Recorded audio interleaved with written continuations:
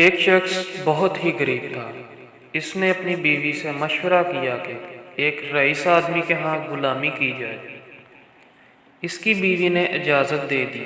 اس کی بیوی کو ابھی کوئی اولاد بھی نہیں ہوئی تھی کہ وہ اپنی بیوی کو بھری جوانی میں چھوڑ کر غلامی کے لیے چلا گیا تاکہ آنے والے بچے کا بہتر مستقبل بن سکے۔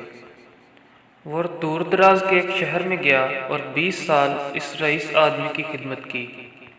20 سال بعد رئیس آدمی سے اس نے اجازت طلب کی کہ وہ اب گھر جانا چاہتا ہے۔ رئیس آدمی بہت سخی تھا۔ اس نے بہت ساری بکریاں، گائے، بھینس اور اونٹ دیے اور اسے امیر اور مالا مال بنا کر واپس بھیجا۔ وہ واپس آ رہا تھا کہ صحرا سے گزر ہوا اور اسے راستے میں ایک جھونپڑی میں ایک درویش آدمی بھی موجود تھا۔ اس نے اس کے پاس رات گزارنے کا ارادہ کیا۔ رات کے وقت غریب شخص نے درویش آدمی سے گزارش کی کہ وہ اسے کوئی نصیحت کرے۔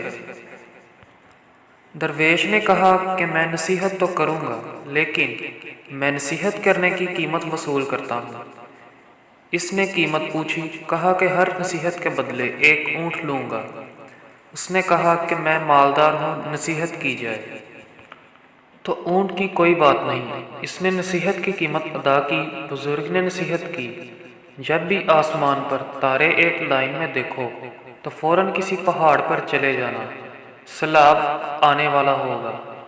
اس شخص نے کہا کہ یہ نصیحت کسی کام کی نہیں، مجھے کوئی اور نصیحت کی جائے۔ درویش نے کہا کہ نئی قیمت ادا کرو۔ اس شخص نے ایک اور اونٹ دیا۔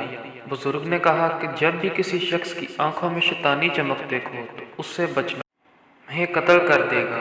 تو اس شخص نے کہا کہ یہ نصیحت کسی کام کی نہیں، مجھے کوئی اور نصیحت کی جائے۔ درویش نے کہا کہ نئی قیمت ادا کرو۔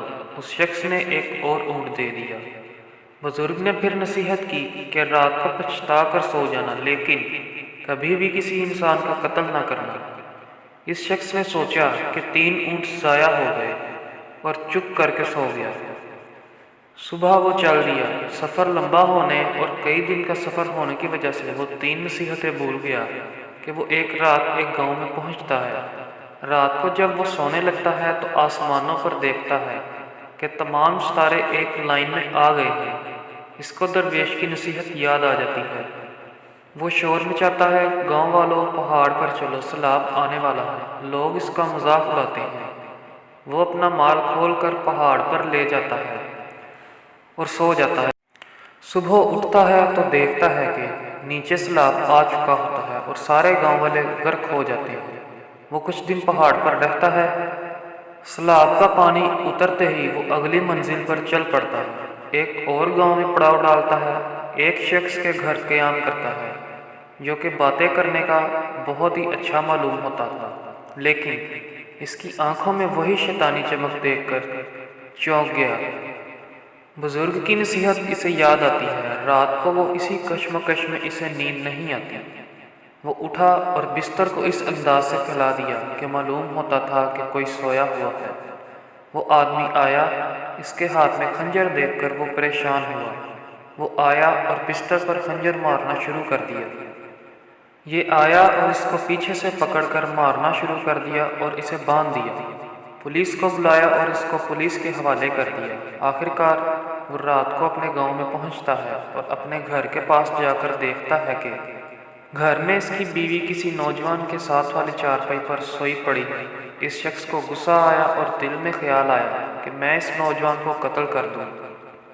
جیسے ہی وہ ارادہ کرتا ہے، اسے اس درویش کی بات یاد آتی ہے کہ کبھی بھی قتل کر کے نہ سونا، پچھتا کر سو جانا۔ وہ سوچتا ہے کہ پہلی دونوں نصیحتوں نے کام کیا، لہٰذا وہ گاؤں سے باہر آ جاتا ہے۔ صبح ہوتے ہی اس کے دل میں خیال آیا کہ گاؤں والوں سے اپنا حال دریافت کروں۔ جیسے ہی گاؤں میں جاتا ہے، اپنے بارے میں دریافت کرتا ہے۔ گاؤں والے بتاتے ہیں کہ وہ شخص بہت ہی غریب تھا اور برسوں پہلے روزی روٹی کے لیے چلا گیا۔ اس نے مزید دریافت کیا کہ جب وہ جانے لگا تو بچہ ہونے والا تھا۔ گاؤں والوں نے بتایا، ہاں، اللہ نے اسے ایک بیٹا دیا ہے جو کہ اب کڑیل جوان ہو گیا ہے۔ اس کے ذہن میں آیا، جو رات کو نوجوان تھا وہ میرا ہی بیٹا تھا جسے قتل کرنے کا خیال اس کے دل میں تھا۔ وہ گھر گیا اور بیوی اور بیٹے سے ملا تو دوستوں سچ ہی کہتے ہیں، اگر کوئی بڑا آپ کو نصیحت کرے تو اس کو پلے سے باندھ لینا چاہیے۔ آج کل بزرگ نصیحت کرے تو اولاد آگے سے ڈانٹ دیتے ہیں۔ ہر نصیحت پر غور کرنا چاہیے، جو غور نہیں کرتے وہ پھر پچھتاتے ہیں۔ اپنا بہت سارا خیال رکھیے گا۔ اللہ حافظ۔